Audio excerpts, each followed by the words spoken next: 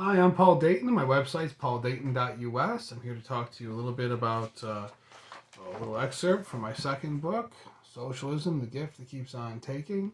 I'm starting these videos with this closer up view, not because I think I'm good looking, but because the sound appears to be better for the viewers. So that's what we're doing. Today I'm going to get right to it. We're going to read a little bit from a section I have called The Beast Unchained. So the shackles either go on the government or the beast, or they go on the populace or the people.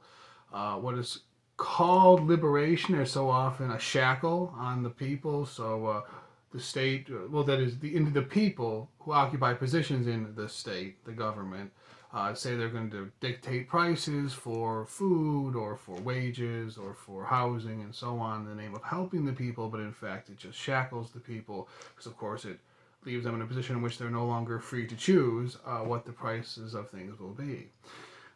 So we'll get right to it.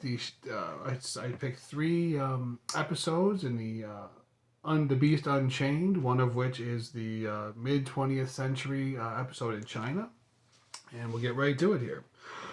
The danger of substituting pretension for factual evaluation, of superstition for conclusions founded on evidence, was exemplified during this episode of orchestrated terror. What contemporary readers will recognize as the I identify as crowd, who arrogantly demand that the use of this deflector shield phrase be able to transform fiction into fact, and vice versa, was clearly present in the wokers of China during the period 1950 and 51. Frank DeCalter tells us, quote, as the politics of hatred tore apart the social fabric of community life, tens of millions of people were permanently branded as landlords, rich farmers, counter-revolutionaries, and criminals. These were the black classes, who stood in opposition to the vanguard of the revolution called the red classes.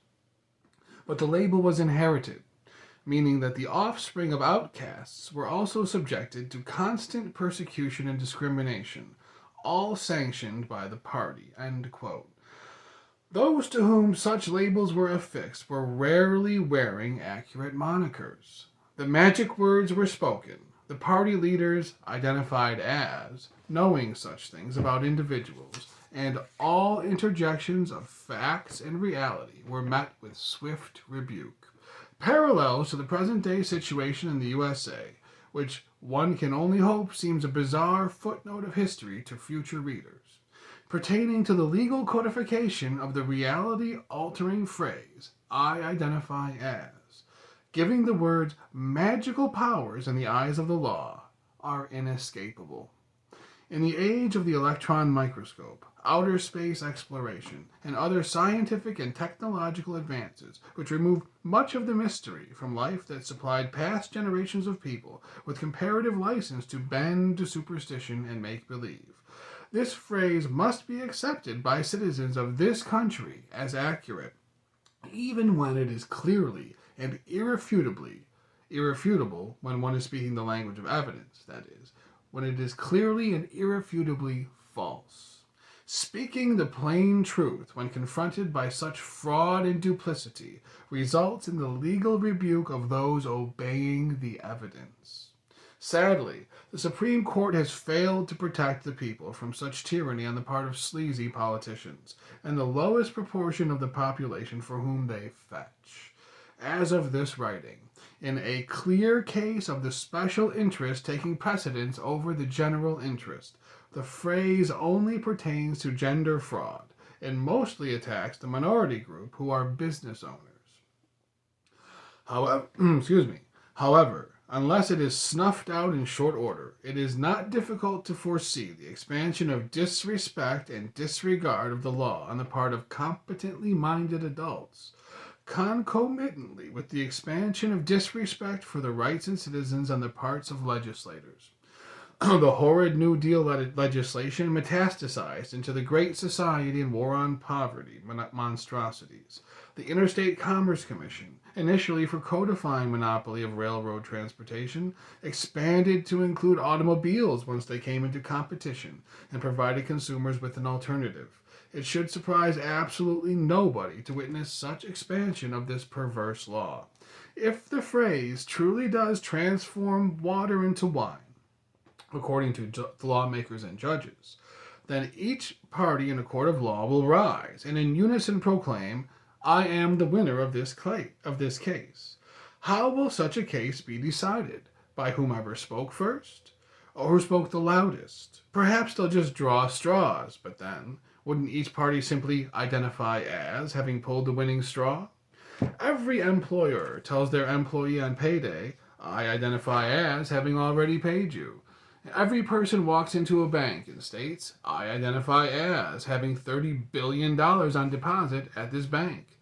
The unacceptability and impracticability of such a phrase is glaringly obvious to all adults with competent minds. The shunning of such a class, those who are adults with competent minds, by people in government, is an alarming development in the USA. An obvious strategy for either forcing the legislation to be outlawed or rubbing the noses of those perpetrating the crime against justice into the illegitimacy of their behavior, and thereby making their departure from legitimacy as flagrant as possible, involves bringing the law back before the Supreme Court. Once there, the party representing the grown-ups opens by stating, quote, I shall utilize the supposedly magical phrase, I identify as, in order to usurp the seat of each justice on this court. As I proceed to each justice, individually, they will have but two choices. The first, to comply with this fiction and to move aside, at which time I will render an opinion in my favor which must be honored by the existing law. The second, to refuse to comply with this fiction, thereby voting through their behavior that the phrase does not transform fiction into fact, thus leaving the justice with no legitimate alternative but to render an opinion in my favor. A unanimous outcome in my favor is the only legitimate outcome possible. End quote. I'll just quickly give you another example here of some nonsense in China before we wrap up this reading. In China, the promised dictatorship of the proletariat delivered a situation in which the proletariat were dictated to, as they were beaten and berated into complying with fiction.